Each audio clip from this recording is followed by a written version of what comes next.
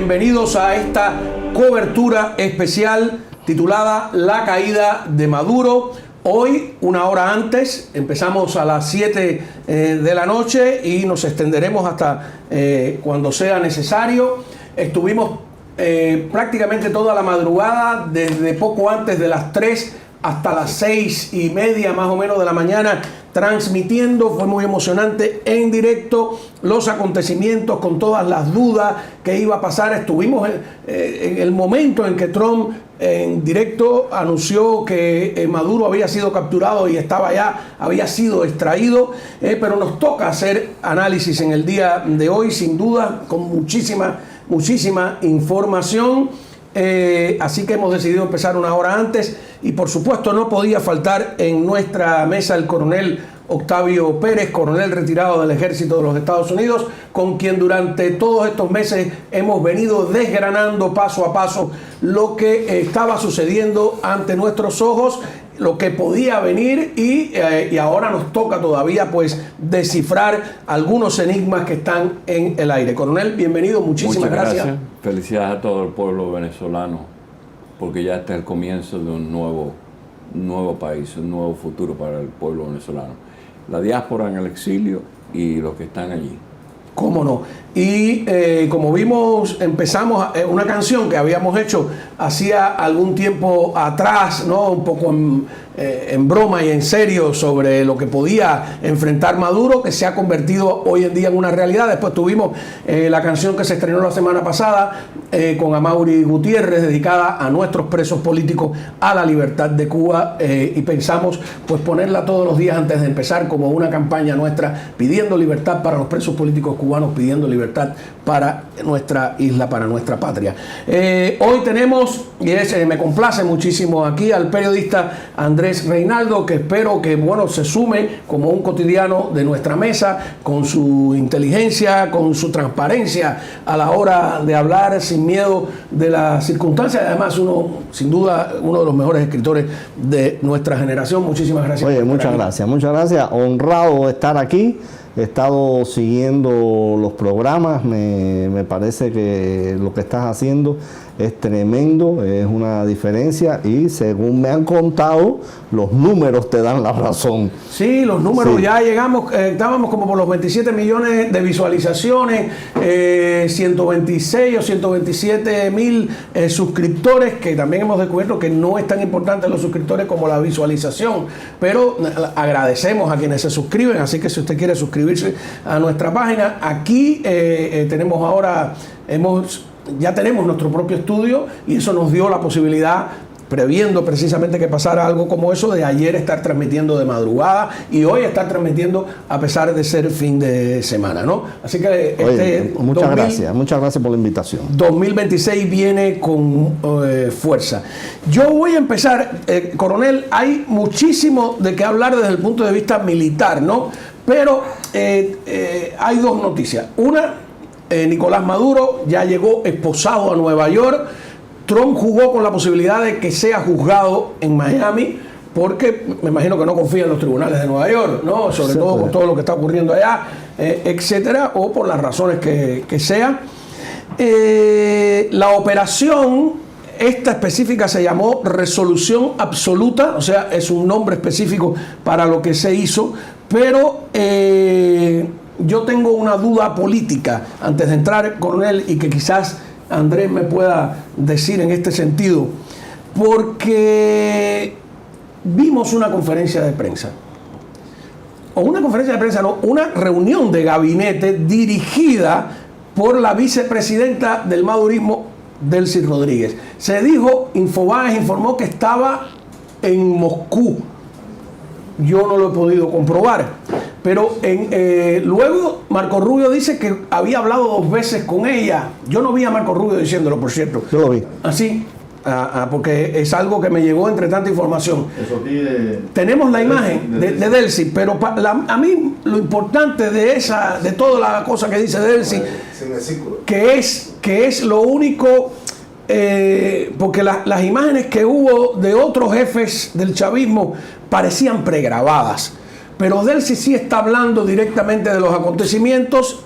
Lo vimos por la madrugada, en la cobertura de la madrugada, y está refiriéndose ya al arresto de Maduro, devuelvan a Maduro, bla, bla, bla.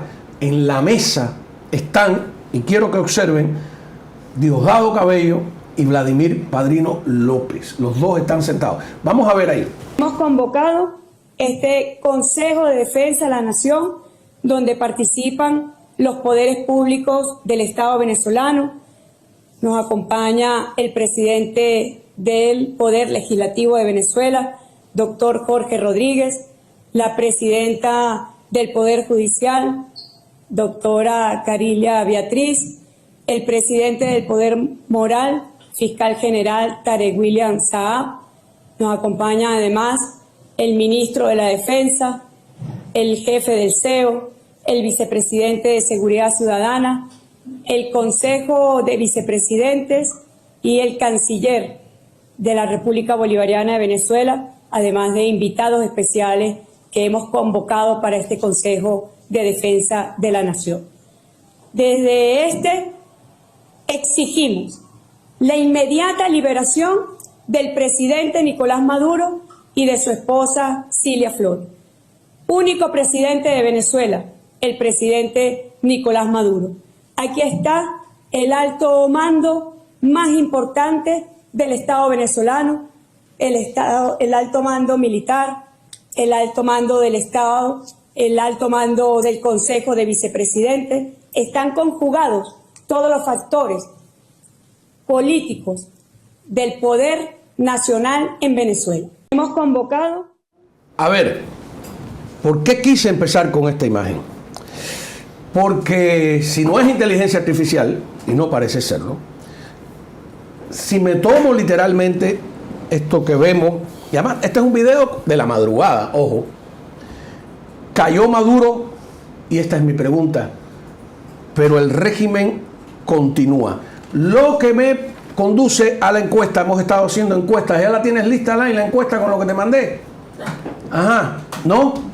Bueno, pero yo voy a anunciar la encuesta desde ahora y Alain la va a poner ahí, que es si se va a necesitar o no un segundo ataque, tal como se barajó en la conferencia de prensa. Y entonces, me permite, coronel, la pregunta primera para Andrés. Cayó Maduro, pero el régimen continúa en pie. Claro, el régimen continúa en pie. Es importante recordar que en las conversaciones de Maduro con Trump, en las primeras, una de las cosas que Maduro le pidió a Trump era que se podía retirar pero que había que darle impunidad a una serie de familiares y a 100 personas más. Había que darle inmunidad. Esos son los que están ahí. Esos son los que están ahí. Esa gente que está ahí sentado al lado de Cilia Flores son gente que no pueden irse de Venezuela. Date cuenta que esta gente no solamente arrastran el problema de un fracaso político. Esta gente arrastran el desmoronamiento de un cartel de la droga con ramificaciones. Esta gente arrastra unos contactos con el terrorismo internacional, Irán, Hezbollah. Si esta gente no tiene inmunidad, esta gente no tiene futuro. He insistido en los últimos... Pero eso era si Maduro se entregaba. Claro, entonces ya ahora no tienen inmunidad. Entonces lo que he insistido en los últimos meses es que justamente... son unos cobardes todos, pero justamente su cobardía lo que les dice es: déjame aguantar porque fuera de aquí no tengo futuro. Marco Rubio dijo, yo lo vi, que había hablado con Delcy y que Delcy había dicho, sí, como no, estamos abiertos a lo que sea, para lo que sea, Trump, para lo que sea. Pero también hay que darse cuenta que Delcy está rehén ahí de esa gente. Tiene pretensiones de ser ella la presidenta. O tiene pretensiones de ser ella la presidenta. Pero ese en núcleo... Qatar creo que lo había planteado. Claro, ese núcleo que está ahí, de Diosdado Cabello, Rodríguez y Padrino, esa gente sin inmunidad, yo no le veo cómo pueden salir de esa. Entonces estarán jugando a demorarse un poco más, a demorar el juego un poco más, pero después de lo que pasó hoy... no creo que tienen mucho futuro. Ponte a pensar, el hermano de Delcy, que técnicamente es un civil, La gente piensa que el cartel de los solos son nada más que generales. No, porque ahí está Jorge Rodríguez claro, en la mesa también. Y está Tarek. Tarek los mafiosos principales están ahí. Los mafiosos principales están ahí. Que eso es lo que la gente tiene que entender. El cartel de los solos no son los generales nada más. Hay civiles desde el principio, una estructura, claro, con la Guardia Nacional, un general que estaba Táchira, que empezó, habían gobernadores, toda la corrupción que existía, que fue la que empezó a componer este cartel. Así que estos individuos, todos están marcados. Y como te dice Andrés, ¿a dónde voy? El golpe más grande es al coger. Mira, suponte que hubiesen cogido a Padrino, a Diosdado Cabello. También iba a haber una confusión. Mira, el golpe más grande se dio al capturar al hombre vivo y traerlo y mañana ponerlo en un monito naranja en la corte del Distrito 11 y darle, cadena perpetua para que se pudra en nuestra cárcel, como Noriega. Ese es el verdadero golpe. Porque ante el mundo y la prensa internacional no fuimos a cambiar el poder, ni fuimos a derrocar a nadie, no. Fuimos a capturar al jefe de un cartel. Un jefe de un cartel transnacional terrorista. Claro. Y lo hicimos. Lo hicimos como lo hicimos en el 2013, cuando encontramos al líder que hizo los ataques a las embajadas en el 98. Un artículo que escribí en agosto del año pasado. Aquí, que se llamaba la revista. Sí, una captura, sancionada. Ajá. Y eso habla de operativos que se han hecho, para traer a una persona. Y es un golpe tremendo cuando porque dice, mira, nosotros los Estados Unidos no somos el imperio. Nosotros estamos aquí defendiendo nuestros intereses económicos y nuestros intereses de seguridad. Estratégicos, claro. Y estratégicos. Y eso ha sido una cosa que ha dejado. Cuando yo empecé a ver esos helicópteros sobrevolando por Caracas, yo dije, ¿qué es esto? Que no se disparó un tiro de antiaérea, que se le disparó a las 5 o 7 bases aéreas. Así que no debe existir un Sukhoi, ni un F-16, ni un radar de sistema misil en todo Venezuela el día de hoy. O sea que la opción de la segunda fuerza da pena, porque si estos operativos fueron más de 100 aviones, como 60, 80... 150 aviones. 150 aviones y más de 60, 80 operativos. Que por cierto... Aeronaves. Pero una de las cosas que la gente tiene que entender, también aquí había gente del Departamento de Justicia. Había gente de la DEA, claro. De la DEA. ¿Por qué? Porque es muy importante, porque la cobertura de seguridad la dio los militares, pero quien hace el arresto lo hace la DEA, que es lo que el rompecabezas que como Noriega. Como Noriega, como se estaba diciendo.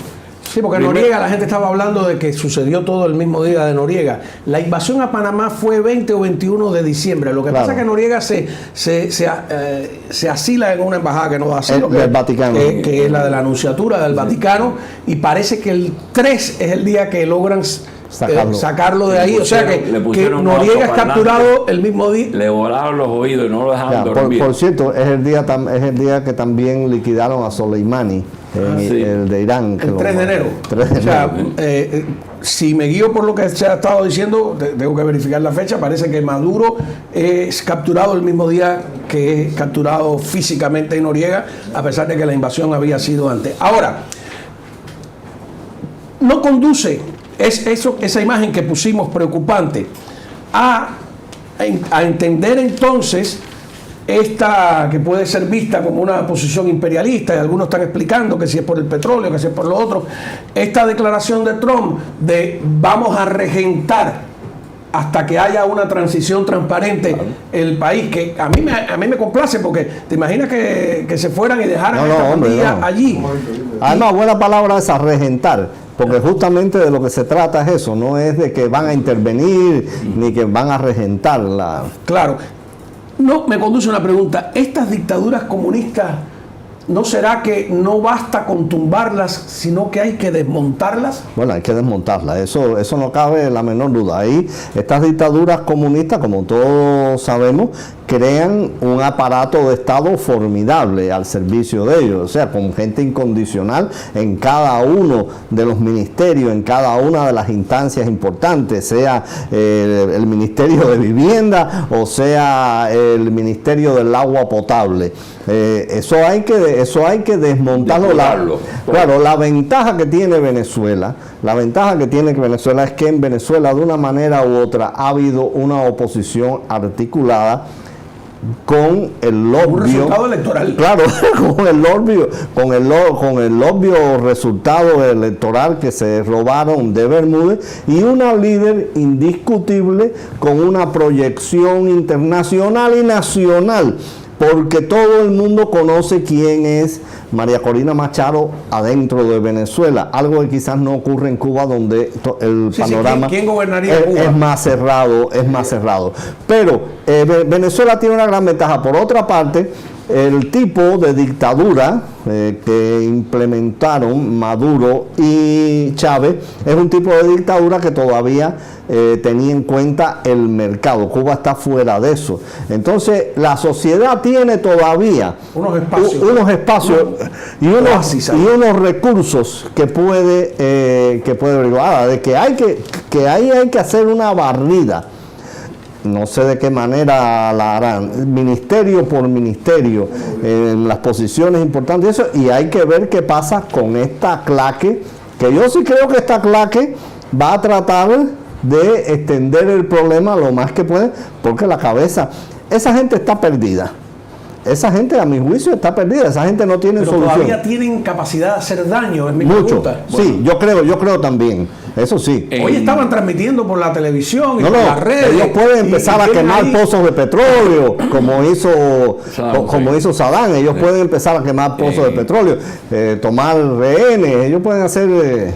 A media mañana estaba recibiendo a través de miembros aquí de la diáspora venezolana que en Maracay estaba todo tranquilo. Yo creo que el problema más grande es en Caracas, que es donde están ellos. El resto del país como que está absorbiendo esto. Había gente que también ha salido a festejar, pero el verdadero grupo que hay, que es preocupante, es lo que está pasando en Caracas. ¿Y qué puede decirte esto? Se puede tener algún tipo de operativo, restablecer el orden, que se consiga, digamos, Brasil, que se consiga Argentina, policías de varios países de los Estados americanos que colaboren. ¿Por qué? Porque no tenemos que cometer el mismo error que hicimos en Bagdad en el 2003, de desbandar el ejército de la policía y después se convierte en... Es que ahí debe haber mandos intermedios que pueden responder a una nueva situación. Exactamente. Hay una cosa que yo sé que la debes tener ahí en el tintero, pero que me quiero precipitar con eso, que es la siguiente. El general Dan Kane dijo que cuando llegaron al lugar donde estaba Maduro, había habido un intenso intercambio. Sí. Que había habido un intenso ¿Dónde debe haber? Esa es la escolta cubana. Claro. Sí. Entonces, ¿hay muertos cubanos? Seguro. Estoy seguro de eso. Seguro. Seguro. Y luego, porque el ejército de él, ayer describíamos en directo a la desbandada. Apagaron las luces en los carros, se trataban de ir. Ahora ya están vendiendo que esos autobuses que están chamuscados es porque atacaron objetivos civiles que, ojo, desde antes que ocurriera ya tenían el mensaje de objetivos civiles. Yo quiero analizar algunas de las cosas que dijo Trump, que dijo Marco Rubio, que dijo el secretario de Guerra, que dijo el jefe del Estado Mayor, porque son un cambio doctrinal de una importancia tremenda que veníamos a ver, ya lo habían anunciado, pero esto es en la práctica. Vamos a hacer una cosa, Évora. Bueno, primero que todo, ¿por qué no enfocan la cámara? Quiero que vean al equipo. Ustedes mismos tenemos una cámara para el equipo que ha estado trabajando intensamente. ¿No quiere? Didier no quiere salir, está modesto. Didier quiere permanecer en la clandestinidad. Sí, ajá. ¿No? Acuérdate que Creo que el recorrido ¿Qué recorrido? El recorrido del chavista que muestra toda la destrucción. No, me quería ir al discurso de Trump, ¿no? Y vamos a hacer una cosa, ponme el que tengas. Yo tengo algunas anotaciones que ya mencionaron ya. y vamos a analizarlo, ¿verdad, coronel? Porque hay muchas cosas y también desde el punto de vista estratégico hay muchas cosas interesantes. Adelante, a ver. Vamos a gobernar el país hasta que podamos hacer una transición segura, adecuada y juiciosa. Así que no queremos involucrarnos permitiendo que alguien más entre y tengamos la misma situación que hemos tenido durante los últimos muchos años. A eso es lo que nos referíamos. Muchos están traduciendo gobernar y yo dije regentar, pero también a correr, a administrar el país. Obviamente no va a haber una fuerza invasora allí, intervencionista. Ajá. Entonces, pero tienen toda la razón. Claro. ¿Qué se hace cuando usted que entró en Bagdad? ¿Qué hicieron ustedes cuando entraron en Bagdad? Lo primero son operaciones cívico-militares. ¿Qué es eso? Bueno, se llama psychological warfare, se llama operaciones donde tú tratas de restablecer. Pero es un peligro, aquí es más viable, contrario con un país árabe donde el sistema es tribal. No, tribal. O sea, tú tratar de darle clases de democracia, instituir consejos al nivel de concejales municipales, es un concepto que ellos se lavan las manos para no decir otra cosa. Pero aquí ya hay estructuras que han existido antes del chavismo, que tú puedes decir, mira, necesitamos nuevos alcaldes, necesitamos nuevos jefes de la policía y asesorar. Y como te digo, que si se logra a través de la OEA tener participación de 2 o 3 estados de Latinoamérica que ayuden con la policía a restablecer el orden, que es lo más importante ahora, restablecer el orden, que todo el mundo tenga acceso a comida, que se pueda restablecer los que están gobernando, lo mismo que está pasando en Ucrania. Claro. Hay que pagarle al gobierno a los que estén trabajando, hay que depurar todas esas oficinas que usted estaba mencionando, sacar toda esta macraña que está corrupta y empezar de nuevo a legislar. Y los Estados Unidos, si se pone fuera del lugar natural, entonces se manda un operativo especial, claro, se captura, lo que sea. Además, volvemos a la cosa de el hecho de que Venezuela, como quiera que sea, tiene una oposición orgánica, más o menos organizada. Y ahí debe existir en plantilla el capitán tal de la policía que lo depuraron hace 10 años porque no era chavista. Ese tipo se puede hacer cargo de algo. El coronel tal del ejército que depuraron por esto se fue porque no era chavista. O el coronel tal del ejército que inmediatamente se ha parado y dice, caballero, yo colaboro aquí con lo que sea. Y que están en el sistema ahora. Y que están dentro del sistema. Eso, yo creo que en eso ahí no va a haber, óyeme, no lo hubo en Europa del Este. En Europa del Este llegaron, cambiaron jefe de la policía, el jefe de la policía le dijo a los mismos policías, señores, ahora lo que vamos es hacer otro trabajo. Sí. Porque la gente también se acomoda y estoy seguro que mucha gente descansa de sacarse de arriba la situación esa que tenían. Antes de, como aquí estamos en directo, ¿no? Antes de pasar con el segundo comentario de Trump, que no coincide con alguna... ¿Se está oyendo bien el coronel? Porque veo que tiene el micrófono por dentro, que puede rozarse. Ajá, mejor ahí. Sí. Ahí, perfecto. Mejor afuera el micrófono, ¿no? Se está oyendo bajito, ¿verdad? ¿No? ¿O puede subirlo un poquito más? No, ahí, a ver, y deje por fuera el... Sí, porque si no, el coronel no tiene quien lo oiga. Ajá. Ajá. Ahí y más o menos. Bien, vamos a ver de qué trata Évora, no se van a librar de que yo los saque ustedes en cámara hoy, ¿no? Que no hubo muertos en la operación. No hubo muertos en la operación. Ajá. Bueno, sí, adelante, a ver. Tuvimos muchos helicópteros, muchos aviones, muchísima gente involucrada en ese combate. Pero piensa en eso, no se perdió ni una sola pieza de equipo militar y lo que es más importante, ningún miembro del servicio resultó muerto. El ejército de los Estados Unidos es, por mucho, el más fuerte y temible del planeta.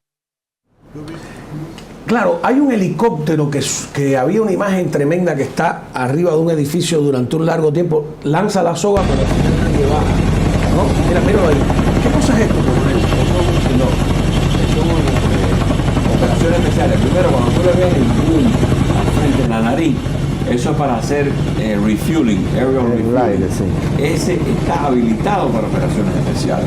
Pero fíjate, tiran la soga y les para empiezan bajar. a disparar al helicóptero ese que creo que es el que él menciona que le... Hubo averías, pero se pudo sacar. Había regresado, digo que estaba, era... Eso aguanta ese helicóptero, que en realidad la Mira, tiran la tiene soga. más de 50 años. Nadie baja. Eso es Y recogen. el Algo workhorse, el pasó ahí. caballito de trabajo en Afganistán, en Vietnam. Un momento, coronel. El helicóptero sale de marcha atrás. O sea, No, el camina lo helicóptero mismo puede- para adelante que para atrás. lo mismo. Mira, Él ahí, puede dar para- mira esto, para mira esto. ambos lados. ¿Qué edificio será ese? Los venezolanos tienen que saber. Claro. ¿No? ¿Y qué pasaba ahí en ese edificio? Porque había que tomarlo. Ahí hay algún herido, parece. No sé. ¿No? No, él mencionó, Trump mencionó heridos. Hay heridos, no hay bajas, no hay muertos. Ajá. Mencionó que los participantes del operativo, el más joven tenía 20 años y el más viejo 49. Ajá. Y que el helicóptero había sido dañado, pero había conseguido que era volable, flyable. Y ahora, con toda, no es que obviamente quiero burlarme, pero óyeme, que un ejército como el ejército venezolano, el glorioso ejército venezolano, no haya logrado hacerle una baja. Pero creo que no respondieron. Con una No respondieron. algo, Por ahí vi a un miembro del ejército, dice, yo soy sargento mayor. Dice, salgan huyendo aquí el que pueda, en lo que sea. Ah, lo tienes ahí. Vamos, eso está tremendo, ¿no? Mira, Soy sargento mayor de segunda de la Fuerza Armada Nacional. Mi compañero ya también es sargento mayor. Yo le gané. Mi compañero ya también es sargento primero. Venimos caminando de allá, echándole bola, montando en el carro, llegando, saliendo de la zona de matanza, como nosotros la llamamos. 11 helicópteros aterrizaron en Fuerte Tiuna. De todo tipo. Esa vaina fue bombardeo, drones, pum, pam, coñazo, para allá, para acá. Bueno, el que pudo salvarse, se salvó, y el que no, lastimosamente debe estar tirado allá, que todos somos hermanos porque somos venezolanos. Diferentemente la distinción política que tengamos cada uno. Ahorita somos Venezuela. Ahorita somos Venezuela. Yo les aconsejo que ustedes lo más que puedan salir a la ciudad capital, el que pueda salir por su propio medio, se lo agradezco. Y el que no, manténganse en su casa tranquilamente. Aquí no van a hacer nada. Aquí no van a hacer nada. Esa gente empezó el bombardeo exactamente. Tienen aproximadamente una hora. Tienen aproximadamente una hora que empezaron. Ellos al amanecer no van hasta aquí. Todo eso va a ser ahorita en el transcurso de la noche. ¿Okay? Todo eso va a ser ahorita en el transcurso de la noche. Pero nada vamos a hacer aquí. Nada vamos a hacer aquí. Ellos por las zonas rurales, ¿qué es eso ahí? Bueno, tienen que salir porque las grandes unidades del Fuerte Tiuna fueron atacadas, lo que es la Yala, donde están los tanques, lo que es la parte del batallón Bolívar, donde están otros tanques, las casas presidenciales, toda esa vaina fue atacada, todo, esa vaina fue así. 11 helicópteros, ¿cómo llegaron aquí sin que nadie lo detecte del momento que arrancaron allá? Eso está sospechoso, no se sabe quién es quién, no se sabe quién es quién. la estampa viva de la desmoralización de este sargento mayor, ¿no? Y ponte a pensar, muchas de las unidades no están al 80% ni al 70% de lo que llaman manning.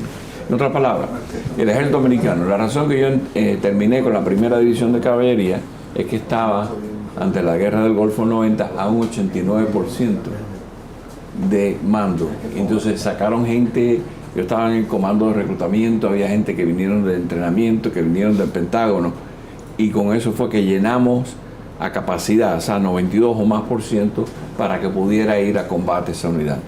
En Venezuela, no te dejes llevar que si la unión de tanques tal, y el batallón tanque, no están ni a un 40 ni un 50%.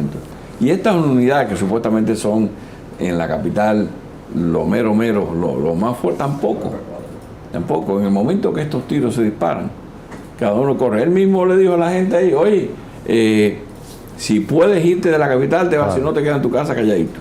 No, dice, lo que cayó en Fuerte Tiuna fue No, 11 helicópteros. dice Dice, que ¿cómo lo- llegaron sin que nadie los viera? Bueno, Y exacto, como vimos, la vaina. los aviones protegieron un corredor, paz, como decía Trump, para que pudieran pasar por ahí los helicópteros.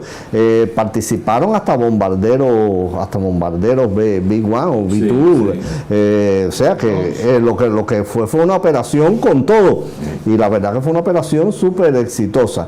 Que, déjame decirte, hablando de esta gente que se quedó ahí, si Maduro es lo que yo pienso que es, Maduro debe estar hablando ya hasta con el que le trae la bandeja de comida. ¿Te das cuenta? Y entonces eso incrimina a toda esta gente. Y además Venezuela era un nódulo. Hezbolá, Irán, Cuba. Ahí lo que se va a destapar es, y el incentivo que tiene es que en vez de cadena perpetua sean 20 años y a Cilia le echan 10, pero sale, ese es el rejuego. Claro. Ahora, hay que ir desgranando tanta información que yo creo, de nuevo, que me gustaría que ustedes me dijeran qué es la que tienen lista para no estar dando tumbos de... Bueno, mira, vamos a saltar aquí de mis notas. Es muy interesante que yo decía que hoy, analizando bien la conferencia de prensa, y ya lo hemos discutido antes, hay un cambio de doctrina. Recuperar la doctrina Monroe, ¿no? O Monroe, como decíamos nosotros en Cuba, y que ahora Trump dice que le van a decir Domroe. Bueno, es que exacto, es que justamente esta es la primera. En noviembre del año pasado salió el informe de seguridad estratégica de Estados Unidos, que te habla de la nueva proyección estratégica de Estados Unidos en el mundo, donde dice cosas sorprendentes como que dan a Europa casi ya como una región fallida, donde dicen en pocos años en Europa va a haber problemas graves políticos, la inmigración, lo que sea. Y entonces y rescata la doctrina Monroe. La doctrina Monroe ha tenido dos modificaciones. Una, que fue la del presidente Roosevelt, Teddy Roosevelt. que fue la del presidente Teddy Roosevelt en la doctrina Monroe del siglo XX. La doctrina Monroe es de 1823. La doctrina, y a eso se le hace un corolario que es como que por cierto, disculpa que te interrumpa, Sí. Monroe habla de América para los americanos, no como lo dicen los comunistas, porque hablaba de América completa cuando se producen las independencias de los países, sobre todo en América del Sur, y el miedo es que vengan las potencias europeas a repartirse el pastel. Y entonces el presidente de los Estados Unidos dijo, espera, aquí esto hay que frenarlo. Así mismo. Y estamos ante la misma circunstancia. Claro, entonces eso se le hace un ajuste estratégico en el 1904 que se le llama el corolario de Teddy Roosevelt a la doctrina Monroe. El corolario palabra que usa Trump de se nuevo llama, ahora. claro, y entonces en el informe estratégico publicado en noviembre, dice justamente que esto debe identificarse como el corolario Trump. Ajá. O sea, que es la doctrina Monroe con dos adaptaciones a la época, una la de la de Roosevelt y esta. Entiende la intromisión china, que eso es lo que se estudia. Por cierto, hay un libro que tú estabas aquí con el doctor Marrero sobre los peligros de China. El peligro que se llama El Dragón, que lo van a publicar ya. El Dragón Rojo. El Dragón Rojo. Y Venezuela está endeudada por 2 generaciones con petróleo.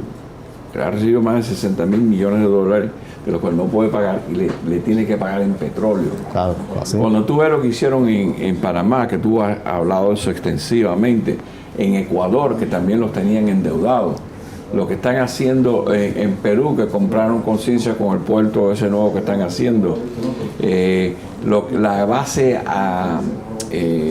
espacial que tienen en Argentina. Hay muchas cosas en que los chinos están en los últimos 24 años apoderándose de no únicamente recursos estratégicos, los minerales estratégicos, las tierras raras, pero comprando conciencia y comprando y metiéndose que parte del poder represivo que tenía Maduro era Huawei, claro, era sistema de lo que tienen ellos en China, de identificación visual para reprimir al pueblo. Entonces, eso es claro, parte de la doctrina nueva. Exacto. Dada toda esta tecnología y esta intromisión de los recursos económicos, la China es nuestro nuevo enemigo.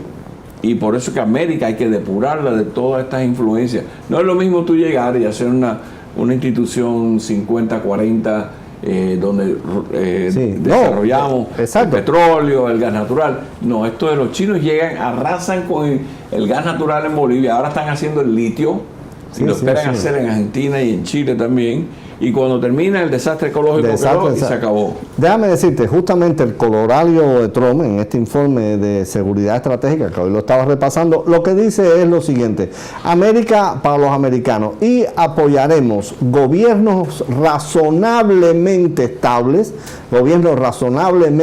estables que mantengan la cooperación en Estados Unidos contra el terrorismo, contra el narcotráfico, que impidan la explotación de sus recursos naturales por potencias enemigas de Estados Unidos. O sea que si los franceses quieren invertir en Venezuela, van a poder invertir, e impidan la explotación de los recursos naturales y mantengan un ambiente de concordia y de seguridad entre ellos, que haya paz regional. O sea, no es nada tampoco del otro mundo, es justamente lo que estratégicamente se espera que ocurra en un lugar como América Latina, porque también hay una cosa. Influencia es tu Mediterráneo. También hay una cosa, podemos decir, ¿es una proyección imperialista? Mira, a mí no me importa decir que sí, que es una proyección imperialista, pero es una proyección imperialista. O antiimperialista, contra el otro imperialismo. Exacto, porque Estados Unidos está en guerra no declarada con dos imperios que quieren tener zonas fundamentales, zonas de dominio en Europa. Dictatoriales, por ejemplo. Exacto, en Europa. Porque no son dominios democráticos. Claro, no. Además de eso, quita otra serie de subimperios, de subproyectos como el de Irán, que quiere controlar el Medio Oriente. O sea, a lo que se enfrenta Estados Unidos no es juego. No. Y todos están contra Estados Unidos. Claro. Vamos a ver precisamente el comentario sobre la doctrina Monroe. Todo esto se remonta a la doctrina Monroe, y la doctrina Monroe es algo muy importante, pero la hemos superado por muchísimo. Ahora la llaman el documento Monroe, no lo sé. Es la doctrina Monroe. De alguna manera nos olvidamos de ella. Fue muy importante, pero nos olvidamos de ella. Ya no la olvidamos. Bajo nuestra nueva estrategia de seguridad nacional, la supremacía estadounidense en el hemisferio occidental nunca volverá a ser cuestionada. Ahora, aquí viene algo que no voy a decir que me consta, pero que deduzco de la información que tengo, alguna de primera mano, como diría Miguel Cosío, ¿no? En este caso, que es el rol de Marco Rubio. Muy importante. Es sin duda Trump, y Marco Rubio procura todo el tiempo, en esta y otras conferencias de prensa, de no restarle brillo, de no robarle escenario a Trump, porque en el fondo sabe que él es el que ha conducido o que ha explicado con claridad al presidente los peligros que tiene tan cerca. O sea, Marco Rubio, con quien hemos hablado muchas veces antes de ser secretario de Estado sobre estos y otros temas, tenía muy claro que Estados Unidos suele ver los peligros que hay hacia el este. Rusia, Irán, China, etcétera. Entonces, explicarle a los americanos, en ese caso explicar allá arriba, decía Marco, que esos peligros están ahora en el sur, claro, por las alianzas de estos regímenes con Irán, con China, con Rusia, con los enemigos de Estados Unidos, y que de alguna manera es que se les coló en el traspatio el enemigo poderoso. No es que Venezuela es menor o Cuba es menor, es que son los portaaviones de estos regímenes, y entonces ha tenido mucho éxito, claro, en explicar eso con claridad. Mira, exacto, y lo que ocurrió hoy tiene una importancia histórica tremenda. La doctrina Monroe se rompe con Bahía de Cochino. La victoria cubana en Bahía de Cochino y la declaración de Fidel días después de que Cuba es un estado socialista. Ya, ahí se rompió la doctrina Monroe. Hoy se volvió a restaurar. Hoy se volvió a restaurar porque el caso, tanto el caso de Granada como el caso de Panamá, no tuvieron la repercusión internacional, el peso mundial que tiene esto. Granada es una islita ahí donde Reagan no quería que se hiciera un aeropuerto, no sé qué. Una base porque es uno de los puntos estratégicos para entrar submarinos nucleares Claro. en el Caribe. Pero no tiene la preponderancia que tiene Venezuela. Y Panamá era sacar a Noriega, ya Estados Unidos estaba ahí, tenía una base. Está cerrado el espacio aéreo. Ayer la Federación de Aviación dijo totalmente, primero dijo durante 24 horas. Y ya que mencionaste Granada, veremos nuevamente las imágenes de Granada de los cubanos rodeados con alambres de púa, todos entregados tortolianamente ante el ejército estadounidense. Hoy todavía deben estar allí porque, como hemos visto, todavía porque no los puede sacar. No, y todavía se ve que hay un control ahí de cabello, de padrino, todavía está ahí, y yo estoy seguro que los cubanos deben estar haciendo una presión grande para que esta gente resista lo más que pueda. Es muy fácil, o ha sido muy fácil a lo largo de la historia, resistir contra Estados Unidos.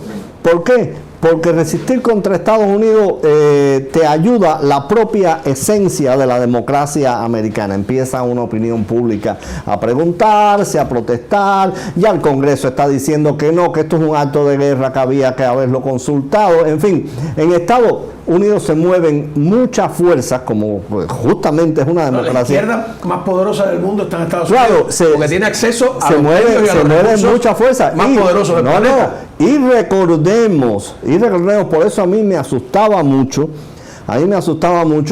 sobre todo sobre el futuro de Marco Rubio, que esta operación no se llevara a cabo y Marco Rubio perdiera un capital político. Por eso, porque había también supongo yo que se habrán ganado posiciones dentro del partido republicano, como Guernel y esa gente, que decían, coño, si Maduro lo está dando todo ya lo está dando todo, el tipo está diciendo, el petróleo que quieran es de ustedes. Chamberlain con Churchill. Exacto, el petróleo que ustedes quieran es de ustedes, lo que ustedes quieren llevarse, me dejan tranquilo por aquí y por allá. Tiene que haber, no sabemos que hay dentro de los mismos republicanos gente que prefería haber llegado aislacionista, sí, pragmatista pero no se dan cuenta que lo pragmático es eliminar a esa gente, eliminar ese cáncer. Muy malo también para Petro la noticia. Sí, claro. Muy malo para Petro. Lula también brincó. Y para Cuba, mira, Díaz-Canel, que hoy reunieron ahí a la claque frente en la tribuna antiimperialista frente a la embajada estadounidense, gritó muera el imperialismo, gritó contra la doctrina Monroe, ¿no? Vamos a ver a Díaz-Canel ladrando. No aceptamos ni reconocemos la doctrina Monroe, ni reyes ni emperadores trasnochados. La tierra de Bolívar es sagrada. Y un ataque a sus hijos es un ataque a todos los hijos dignos de nuestra América. Y como referenció Abel, por Venezuela y por supuesto también por Cuba, estamos dispuestos a dar hasta nuestra propia sangre, hasta nuestra propia vida, pero a un precio muy caro.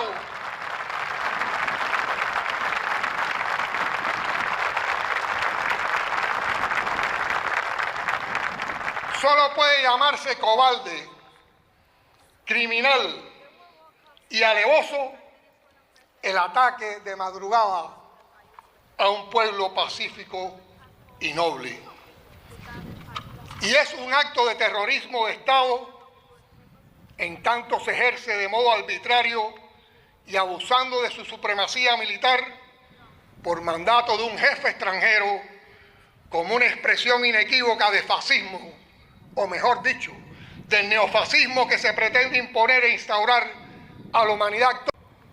No hace... Bueno, fascistas son ellos, vamos a pasar por ellos. Sí, claro, Fascistas son ellos. Pero fíjate que agrega ese grito contra la doctrina Monroe. O menos mal que Díaz-Canel ha vencido la depresión de los últimos meses, porque se veía tumbado con el juicio de Gil Fernández. No, porque tienen ese estilo de discursar donde parecen estar bravos siempre. Sí, claro. Esa cosa.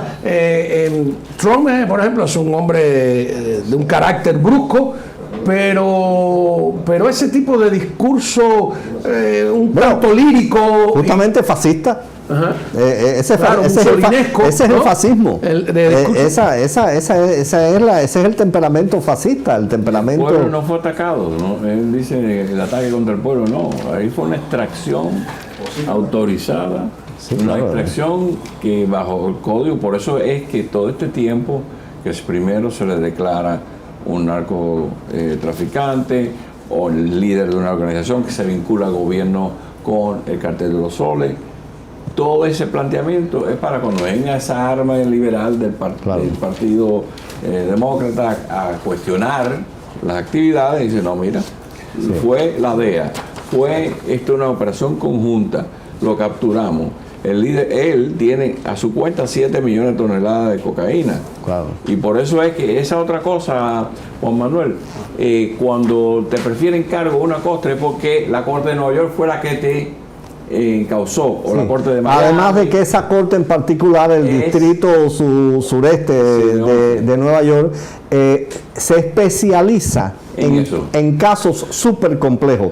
Es el distrito que ha juzgado a la mafia, al Chapo, tiene esa formación de que ya veremos. Sí, mira, como hemos empezado una hora antes, probable que haya personas que estén dándose cuenta ahora que estamos en esta cobertura especial. 5.000 personas. Tenemos 5.000, pues bien, que muy agradecidos, ¿no? Yo creo que el tema nos impone de alguna manera. Sí, porque como no estamos acostumbrados a empezar a las 7, a lo mejor este año... un sábado. Cambiamos un sábado. Sí. No, pero es que ¿te acuerdas que yo había dicho que en Telemundo a mí me gustaba trabajar los fines de año cuando era soltero, ¿no? Porque siempre pasaba algo. Y terminaba yo en los lugares más asombrosos del planeta con coberturas interesantísimas.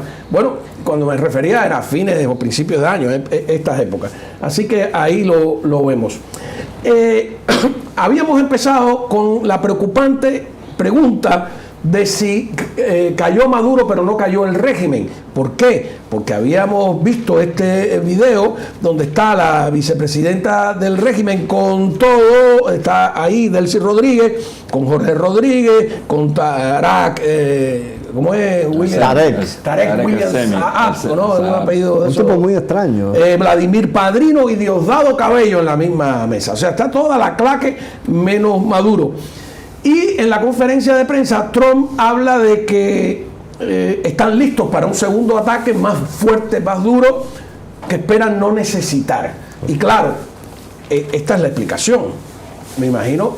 Y tenemos una encuesta hoy, que en la encuesta dice, Alain, ya la tenemos lista, que es una pregunta justo sobre si usted cree que será necesaria una segunda operación de Estados Unidos para garantizar la democratización de Venezuela. Bueno, yo no había... 431 votos en 89%.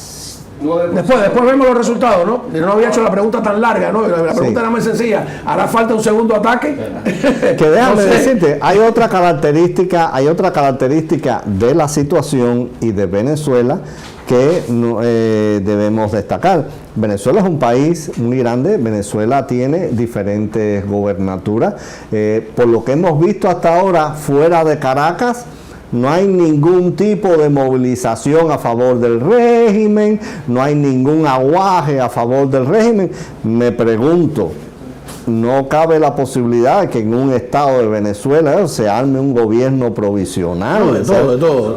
Todo eso está... Las ecuaciones son múltiples. Vamos a escuchar a Trump hablando de si será necesario o no un segundo ataque. A ver. De hecho, asumimos que sería necesario un segundo ataque, pero ahora probablemente no lo sea. La primera oleada, si así quieres llamarla, el primer ataque fue tan exitoso. Probablemente no tengamos que hacer una segunda, pero estamos preparados para realizar una segunda oleada, en realidad mucho más grande. De hecho, asumimos que sería necesario... A ver, ahí está expresando un deseo.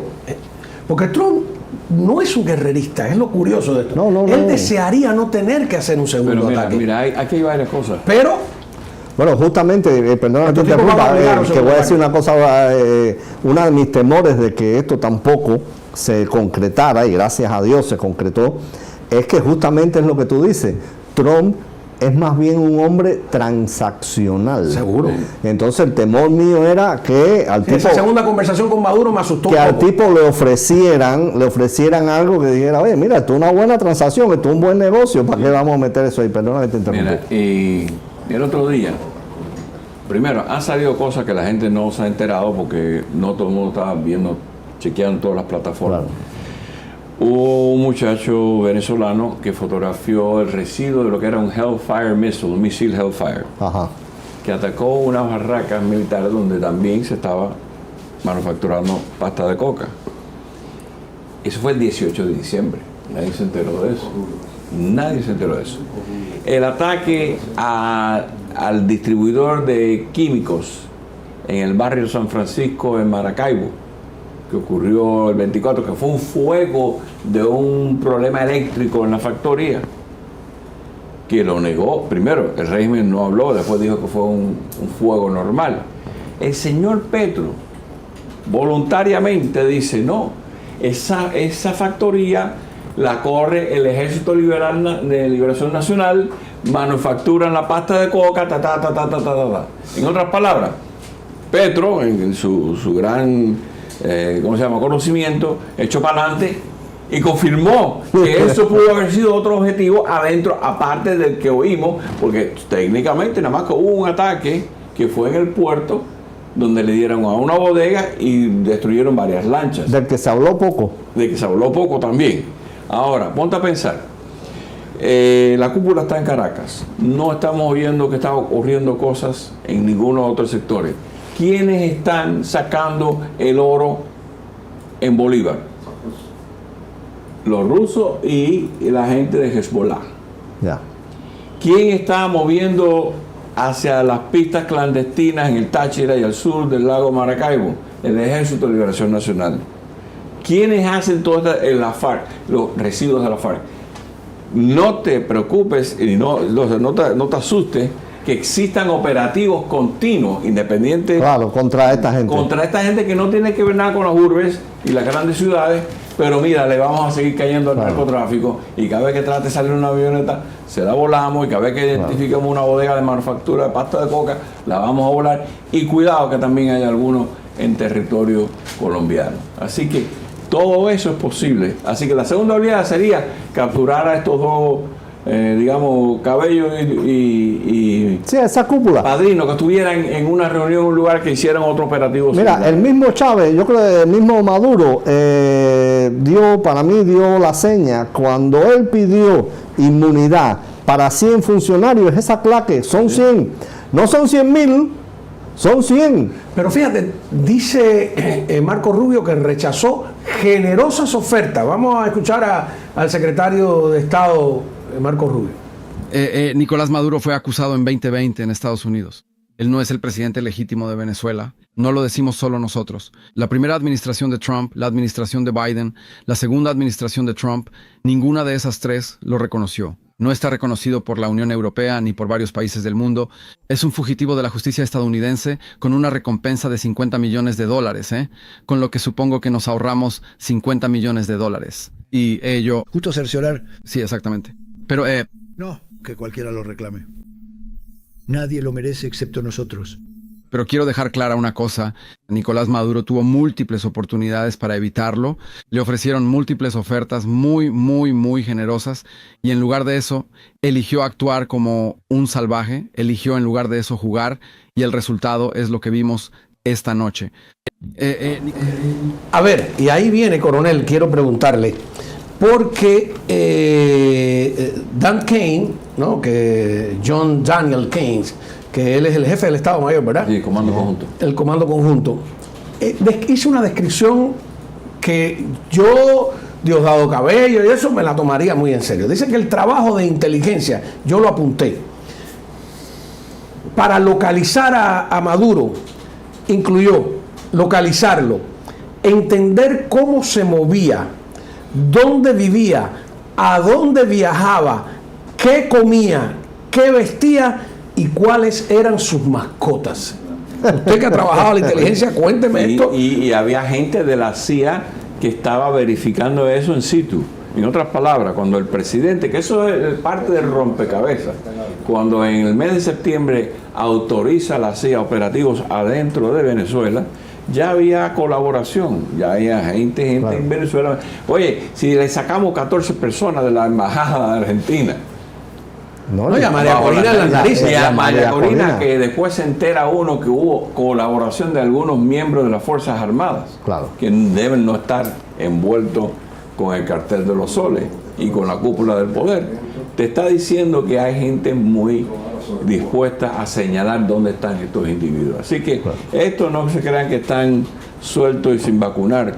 Estos están, al igual que se sabe los movimientos, y se supo, se sabe los de Diosdado Cabello, y por eso te digo, claro. Este tipo de extracción autorizada puede ocurrir de nuevo en cualquier momento. Ahora, escogieron el más difícil de los operativos, porque aquí ya tuvimos con el comandante que participó en el comando operativo que dirigió la invasión a Panamá.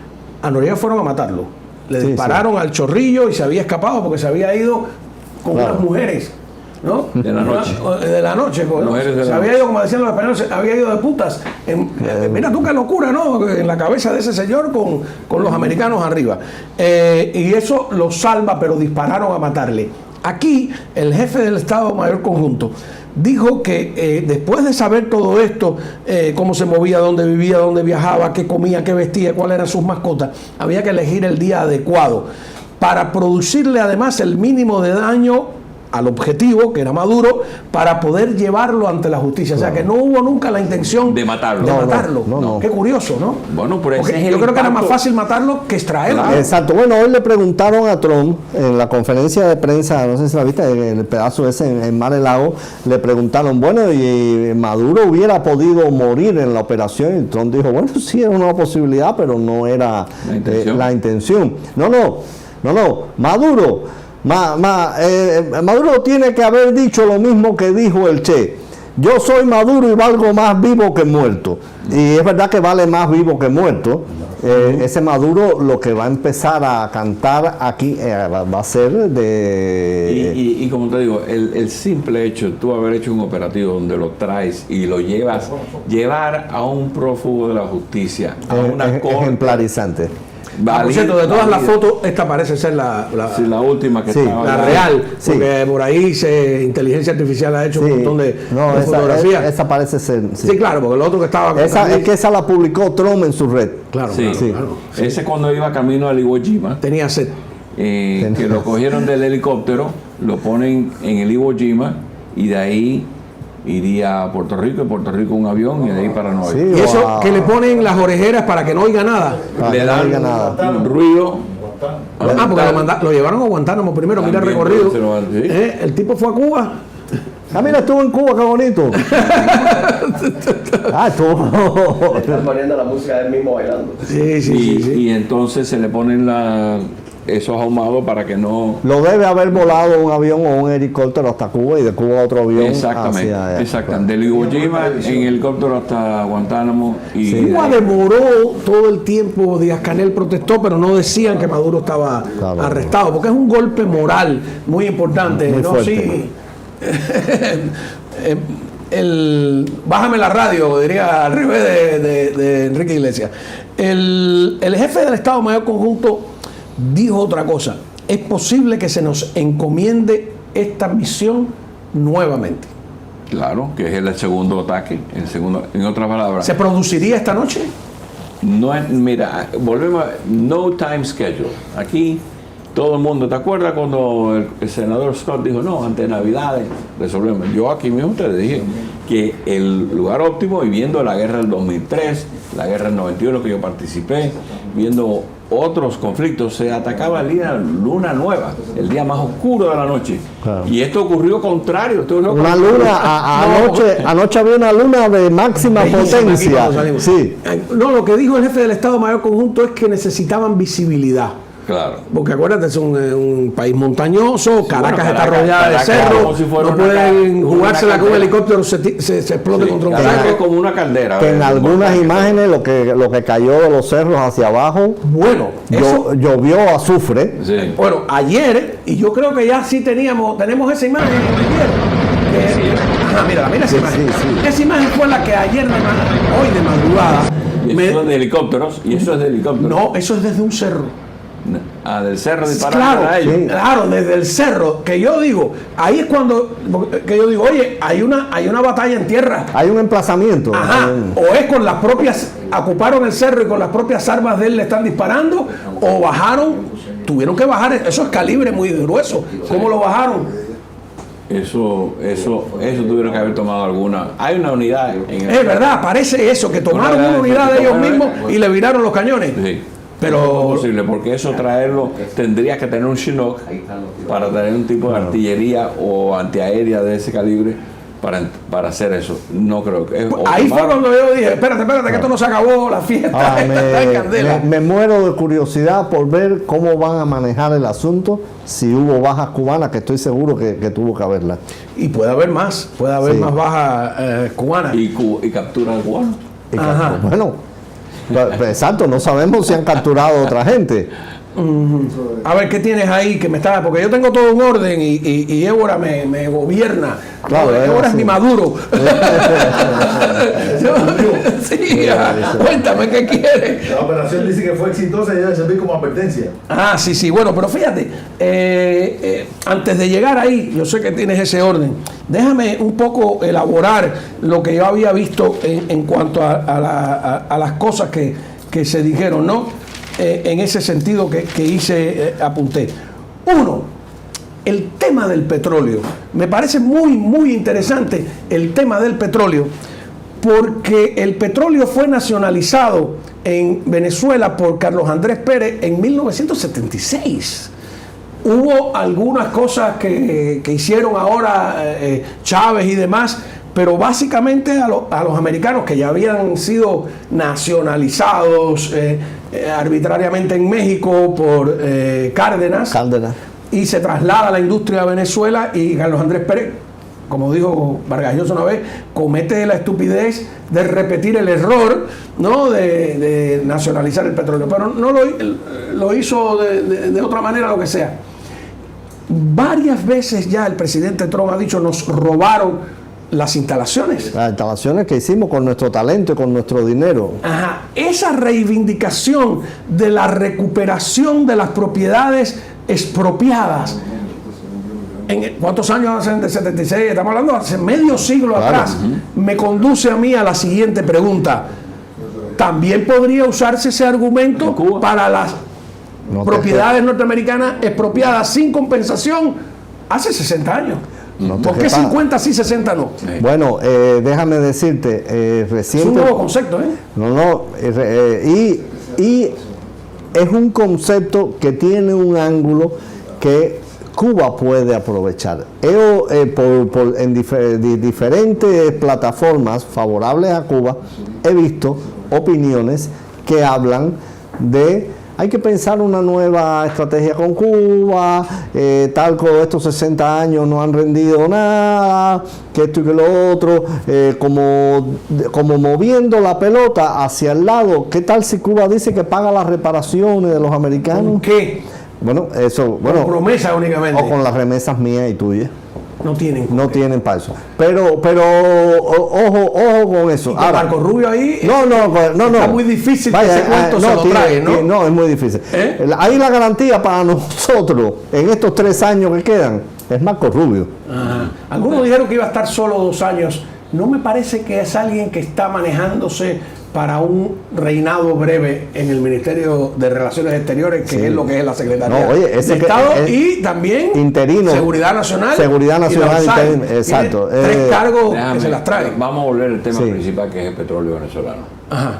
¿Quién puede refinar el petróleo venezolano en el mundo? Estados Unidos. Ya. Amaranda es en Aruba, San Tomás, Luisiana y Texas. ¿Y cómo Cuba usa entonces el petróleo venezolano? Para derivados, para quemarlo, que por eso han dañado todas las plantas. Revende también. Porque revenden, pero son derivados. Tú sacas otros derivados, pero no la refinación para gasolina y diésel. ¿Comprende lo que te estoy diciendo? Claro. El problema aquí, para que tú veas cuán complicado es el problema, los Estados Unidos no se ha construido una planta de desulfuración, porque el petróleo venezolano a nivel mundial es el más sucio, el más impuro, el que menos valor tiene comparado con todos los petróleos de todas las partes. El más codiciado es el de Inglaterra en el Mar Norte, que llaman el Brent. Cuando tú hablas de quién puede desulfurizar, Amaranda es, volvemos, San Tomás, Aruba y la Amoco aquí en Luisiana y en Texas. Ya. Lo que te está diciendo es que el resto de los países que compran el petróleo, la China lo usa para hacer derivados de plástico, de hacer 20 otras cosas, pero no para gasolina, porque no los chinos. ¿Y quién construye una planta de sulfuración? Los americanos. Si los chinos quisieran hacer gasolina, supongo que los chinos no hubiese pasado nada y estuvieran comprándole petróleo para hacer, tuvieran 3, 4 años en montar una planta de sulfuración. Claro. Les conviene a ellos navegar con ese petróleo tan malo por todo el Pacífico para después otro gasto incurrir para usar el petróleo venezolano. Entonces lo lógico es contrario a lo que nos decían a nosotros cuando entramos en Kuwait y cuando entramos en Irak, que no íbamos. ¿Qué petróleo le compran los Estados Unidos hoy a Kuwait y a Irak? Nada. Entonces, lo lógico es que hace 120 años la BP Amoco, o la Amoco, como quieras llamarlo, fueron los que entraron y establecieron la industria petrolera y son los que han hecho esa infraestructura que es norteamericana para purificar ese petróleo y hacer gasolina, diésel y en invierno el petróleo que se usa para los boilers, estos que se usan. La calefacción. Pero no hay nadie en el mundo que use el petróleo venezolano como gasolina y diésel. Entonces lo lógico es que los Estados Unidos, que había hecho una inversión que está al nivel de Irán hoy, PDVSA está como Irán, que va a necesitar más de 5.000 millones de dólares para restablecer esa industria y ponerla a producir 3 millones de barriles al día, que es lo que hacían antes de Chávez. Porque eso es otra cosa. Un país tan poderoso. Yo me acuerdo en el 97 estar en Maracaibo y yo le pregunto a un cliente mío, yo estaba en la industria automotriz, y yo veía naranjas y veía mangos en la calle, y decía, en las aceras. Dice, ¿qué es eso? No, esa es la sobreproducción de los agricultores, que la dejan para que la gente pobre, o sea, que ya vendieron, compraron. Ese era Venezuela antes de estos degenerados, que se podía alimentar. Y hoy Venezuela tiene que comer de lo que le manden los chinos. Aquí había una broma con los turistas que venían de Venezuela, además no turistas súper ricos, los turistas estándar que venían a Miami Beach y eso, que iban a los warehouses de Hialeah a comprar al por mayor, y dice que los venezolanos o el venezolano llegaba y veía un tipo de televisor y decían, dame 3. Un refrigerador, dame 2. Aquí hubo un tiempo que se le culpó a los venezolanos de subir el precio del alquiler. Tenían dinero. Compraron en Brickell, todos los argumentos que se están usando contra Venezuela o el régimen de Venezuela: narcoterrorismo, alianza con los enemigos, envíos de reclusos y pacientes psiquiátricos en caravanas migratorias, dictadura ilegítima, tráfico de petróleo, ¿no? Porque fíjate que la frase de Trump es: albergaba cada vez más adversarios extranjeros en la región. Todo eso, vamos a verlo ahora, se le puede decir a Cuba también. Sin duda. Esos argumentos sirven igual. Y tráfico humano, también lo mencionaba. Adelante. Venezuela albergaba cada vez más adversarios extranjeros en nuestra región y adquiría armas ofensivas amenazantes que podían poner en peligro a Estados Unidos. Intereses y vidas. Y usaron esas armas anoche. Posiblemente en alianza con los cárteles que operan a lo largo de nuestra frontera. Todas estas acciones fueron una grave violación de los principios fundamentales de la política exterior estadounidense, que Venezuela albergaba. Muy bien, estábamos aquí repartiéndonos un poquito de agua para poder seguir, ¿no? A ver, todo eso se puede decir con Cuba también, ¿no? No, hombre, Marco Rubio, cuando empezaron a hablar de Cuba, como que hubo una especie de seña interior, como una sonrisita. Fue la primera pregunta cuando abrieron a la prensa. Exactamente. Pero Trump la evadió. Pero Marco Rubio dijo una cosa, que dice, yo no sé cómo hay gente que cuando Trump dice que va a hacer una cosa, lo dudan. Este es un hombre cuando dice que va a hacer algo, lo hace. Así que lo mejor es que lo escuchen. ¿Sabes? Lo mejor es que ahí también Marco Rubio sabe decir lo que Trump quiere oír. Lo que Trump quiere oír. Claro. O sea, ha sido un maestro de la diplomacia, ¿no? Claro, pero lo que yo quiero ver cuando venga este juicio de Maduro, las cosas que se destapen ahí, qué se dice de Cuba, de Irán, de Hezbollah, pero sobre todo de Cuba. Cuba es... ¿Tenemos algo de eso ahí? Cuba es la matriz. Pero es el propio Trump. Ok, vamos. Colombia y Venezuela. Bueno, Cuba es un caso interesante porque Cuba, ya sabes, no lo está pasando muy bien en este momento. Ese sistema no ha sido muy bueno para Cuba. La gente allí ha sufrido durante muchos años. Y creo que Cuba será algo de lo que terminaremos hablando, porque Cuba es una nación fallida en este momento, una nación que está fallando gravemente y queremos ayudar a su gente. Es muy similar en el sentido de que queremos ayudar a la gente en Cuba, pero también queremos ayudar a las personas que fueron obligadas a salir de Cuba y que viven en este país. Tú. Colombia y Venezuela. A ver, ahí hay dos cosas. Una, el término de nación fallida que tanto le ha molestado al régimen castrista. Segundo, que él dice que es muy similar. Y tercero, su compromiso con los exiliados cubanos. Queremos ayudar y Cuba es un tema del que tendremos que hablar más adelante. Ajá. O sea, y lo de Estado fallido, a mí me gustó mucho eso de Estado fallido, porque una situación de Estado fallido permite una intervención. Especialmente después de la crisis médica que está pasando. Exactamente. El supuesto poderío médico mundial. Una crisis médica epidemiológica que hasta en España han alertado a los viajeros. Sí. Es el único lugar, debo decirlo, a ver si alguien me oye, porque llevo 3 meses diciéndolo, el único lugar donde no se han inmutado por la crisis epidemiológica en Cuba son las autoridades sanitarias de Miami-Dade. A pesar porque nuestra alcaldesa cree que... A pesar de que aquí ya hay, a nosotros nos los han reportado, se han producido casos de chikungunya, se han producido casos, y el único... Oíme, España ha emitido una alerta, la embajada americana emitió una alerta. Y hay casos. Y hay casos.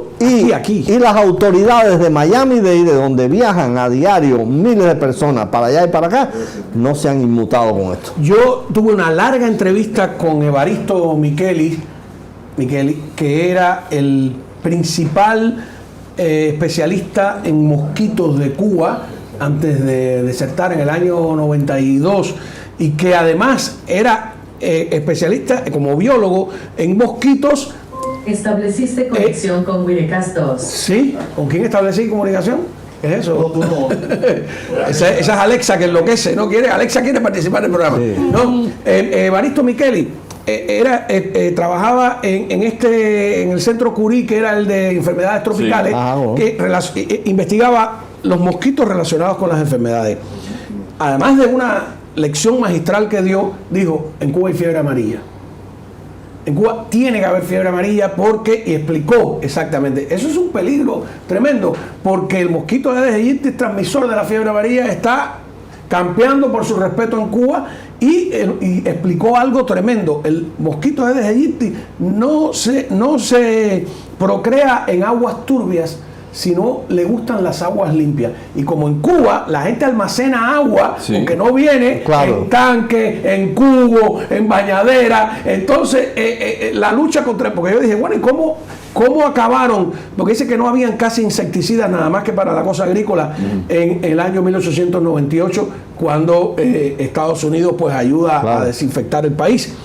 Y dijo, no, se hizo con una campaña de explicación para que no hubiese agua almacenada. Entonces hoy, ¿cómo tú le dices a la gente que no almacene agua en Cuba? Hay una crisis sanitaria. Yo conozco a alguien cerca de la familia que se murió de dengue en Cuba. Hace en Chiquinquya eso es lo que está haciendo. Dengue es el que está matando duro.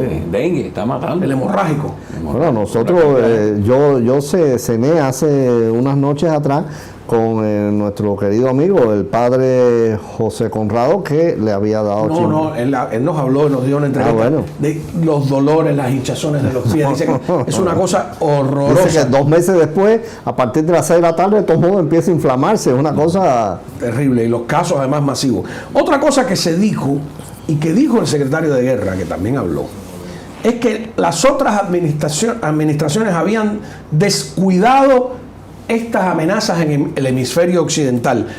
Vuelvo a aclarar, porque viendo algunas declaraciones de Winston Churchill todavía incluía a Gran Bretaña, Francia en el hemisferio occidental, pero la diplomacia norteamericana, que lo hemos dicho ya, para ellos hemisferio occidental es América, ¿no? Desde Canadá hasta la Patagonia, hasta Argentina.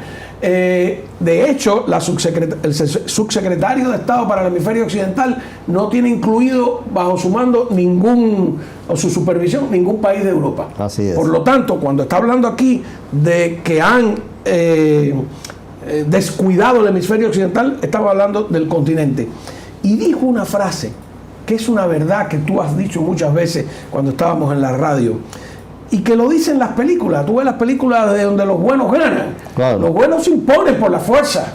Porque si te dejas, te arrastran. Y dijo el secretario de Guerra, estamos aplicando las leyes de hierro, que son las que siempre han determinado el poder global.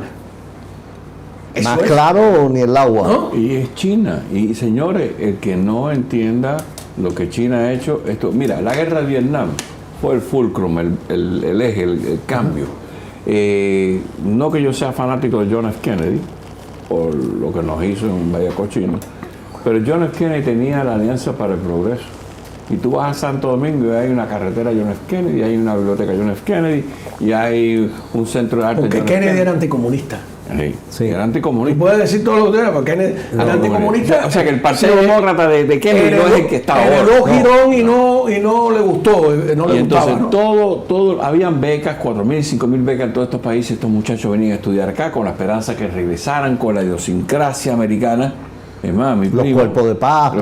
Todo eso existía antes de la guerra de Vietnam. La guerra de Vietnam nos cambió el foco, nos descuidamos de nuestro Mediterráneo, nos descuidamos de toda Latinoamérica. Introdujo una culpa por la defensa de los valores nuestros.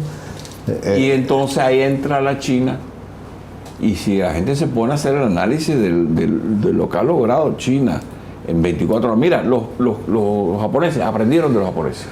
Los japoneses después de la posguerra no podían tener ejército, fuerza aérea, marina. ¿Qué hicieron? Yo estuve viajando a Latinoamérica del año 94 al 2001 en la industria automotriz. En la industria automotriz yo tenía que entrar por un país, digamos, 2 ciudades grandes, Guayaquil, Quito. Al otro día iba a Lima y de Lima iba a La Paz y La Paz iba a Santa Fe en el club. Iba a Argentina, me quedaban mayormente en el área de la capital, iba a Chile, iba a Antofagasta donde están las minas, que hay bastante equipo de aire acondicionado que hace falta, a Valparaíso, Viña y la capital Santiago. Y así yo me pasaba una semana al mes por casi 7 años yendo a Latinoamérica, levantando la venta en Latinoamérica. Donde quiera había una factoría Panasonic, Sanyo. Eso fue lo que hicieron. El mercado más grande japonés era los Estados Unidos. Hicieron. Los chinos, en vez de venir a hacer la factoría, vinieron aquí y han hecho acuerdos que han endeudado a todos estos países. Y ellos están cogiendo los recursos naturales, poniendo sus bases militares. El puerto de Shanghái tiene lo que llaman un draft, que es un calado de 57 pies, que nada más que el puerto de Jacksonville lo tiene.